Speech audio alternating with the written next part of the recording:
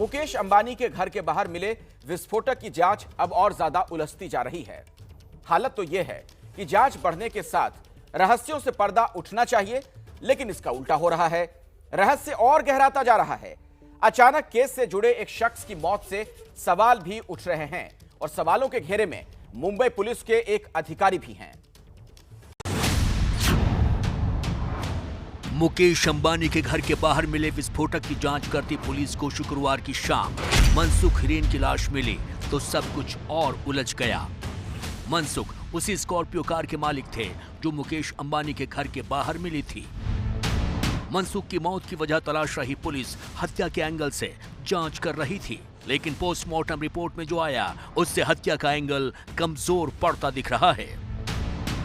Postmortem report के मुताबिक मनसुख के शरीर पर चोट के निशान नहीं थे।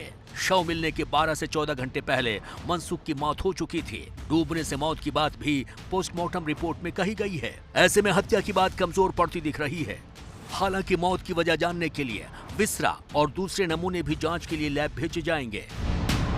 इन सब के बीच परिवार लगातार मनसुख की हत्या की बात कह रहा है। परिवार का कहना है कि मनसुख हिरेन बेहतर तैराक थे, उनकी डूबने से मौत नहीं हो सकती है। वो आत्महत्या नहीं कर सकता था, वो बहुत अच्छा स्विमर था और उसके चेहरे पे रुमाल 6 रुमाल बंधे हुए थे और उसके ऊपर उसको स्कार्फ पहनाया गया था।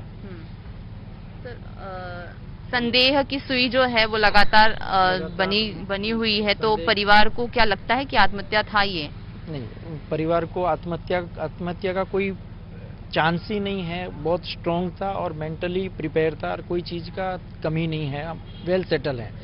हमारे को पूरी तरह से ये कोई साजिश में इसका मर्डर लग रहा है। इस बीच मनसुख हिरेन की एक चिट्ठी सामने आई है जिससे पुलिस पर सवाल उठने लगे। मनसुख ने मौत से पहले यानी 2 मार्च को महाराष्ट्र के सीएम उद्धव ठाकरे को चिट्ठी लिखी थी। इस चिट्ठी में मनसुख ने लिखा था कि उसे परेशान किया जा रहा है।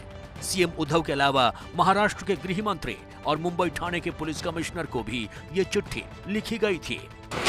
17 फरवरी 2021 शाम 6 बजे मैं अपनी स्कॉर्पियो जिसका नंबर MH02AY 2815 है, उससे थाने से मुंबई जा रहा था।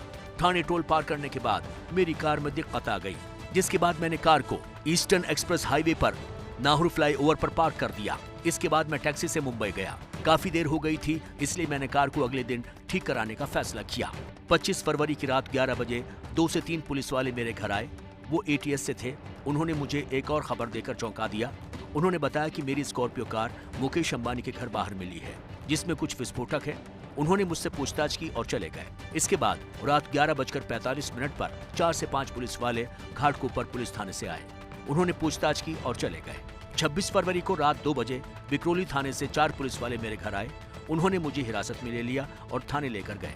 सुबह 6 बजे उन्होंने मुझे छोड़ा। 27 फरवरी सुबह 11 बजे मुझे विक्रोली थाने से फोन आया। दोपहर 3 बजे घाटकोपर पुलिस थाने से फोन आया। 1 मार्च को शाम 4 बजे नागपाड़ा ATS से मुझे फोन आया। CIU मुंबई ऑफिस से सचिन वाजे ने मुझे फोन किया। NIA ने मुझसे पूछताछ की।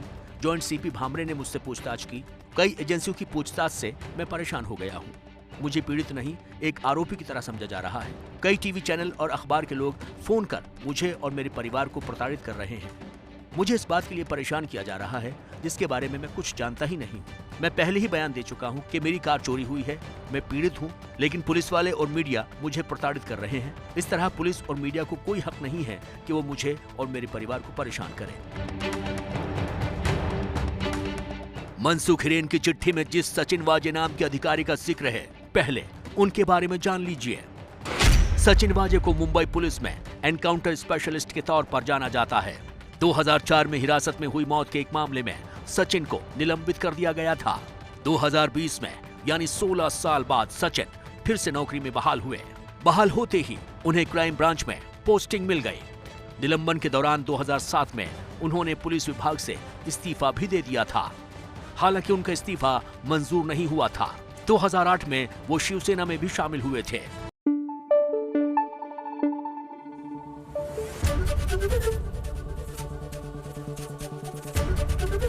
ABP न्यूज आपको रखे आगे।